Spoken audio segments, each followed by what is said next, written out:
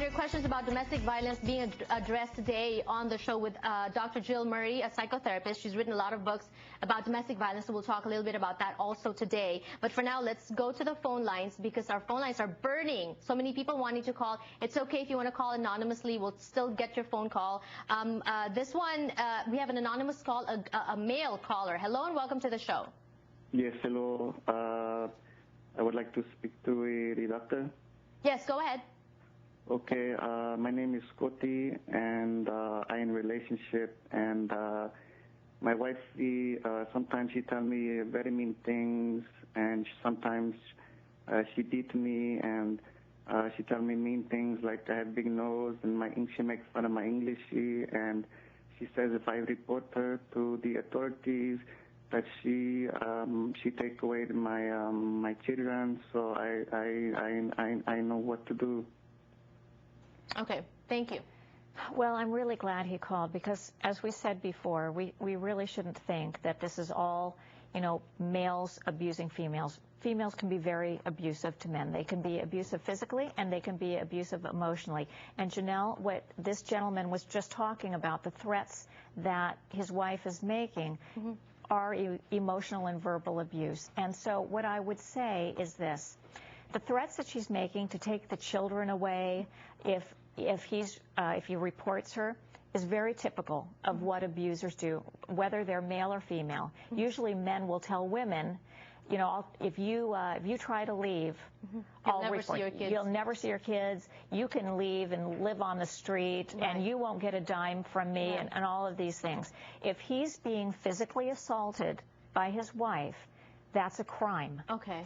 And the police aren't going to come in and take the children away from somebody who's being victimized and leave them with somebody who's an abuser, who's being physically assaultive. Because the fact is, unfortunately, Janelle, a lot of times when, let's say, a woman, or in this case a gentleman, is being abused, so are the children. They're at least being emotionally abused, but very often they're being physically assaulted too. Okay. So I don't want him to not report her because he feels like his children are going to be taken away from him, or he'll be looked down upon as a man. So he'll be protected. So it's okay to report.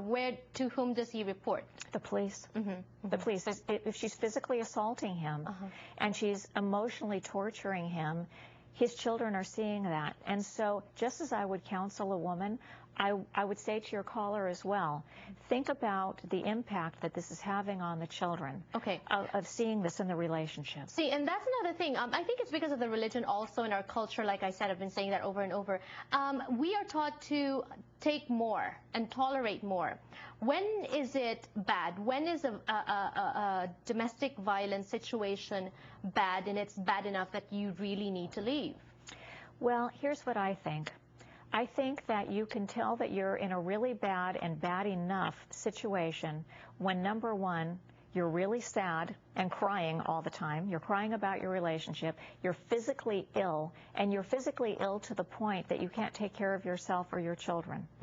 Another indication is when you're afraid of your partner. You should never, ever be afraid of your partner, Janelle. You should never be afraid.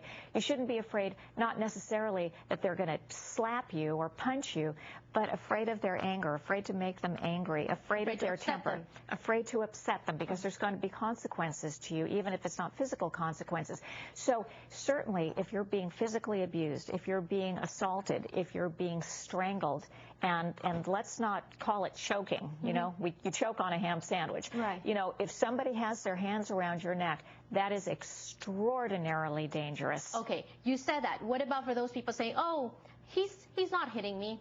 I can take it. It's just verbal. The title of my third book is But He Never Hit Me. Right.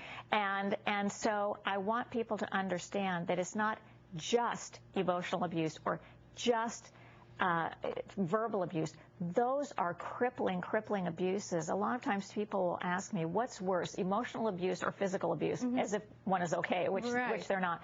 If I had to choose, I would say emotional and verbal abuse are far more upsetting and far more destructive, thank you, even than physical abuse, because a broken arm will heal. Right. But a broken spirit, a broken soul, you know how I'm in the broken spirit business, okay? Right. And it takes years, if ever, to heal that. So you're right about the Filipino community being encouraged to stay, pray, work on it, forgive, understand.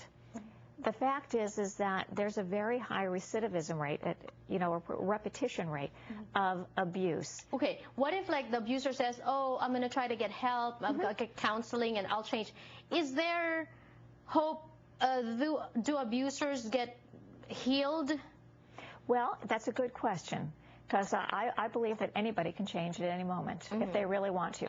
So if an abuser understands that they have a problem that is destroying their loved one and is destroying their children, because make no mistake, and I have to say this very, very pointedly to your audience, that if you think that you and your abuser fight when your children go to bed or when they're out of the house and they don't know what's going on, they absolutely do know what's going on. Okay. I have never met a child from an abusive family who didn't know exactly what was going on.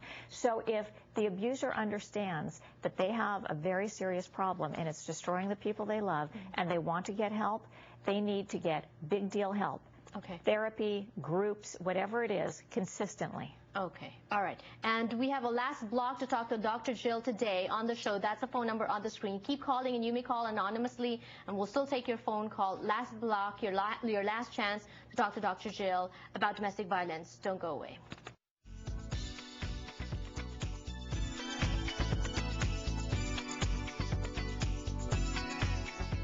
Ang Kababayan LA ay hatid sa inyo ng McDonald's at ng bagong McCafe Espresso Drinks. McDonald's na ba ang inyong bagong coffee house? Ang mga bagong McCafe Espresso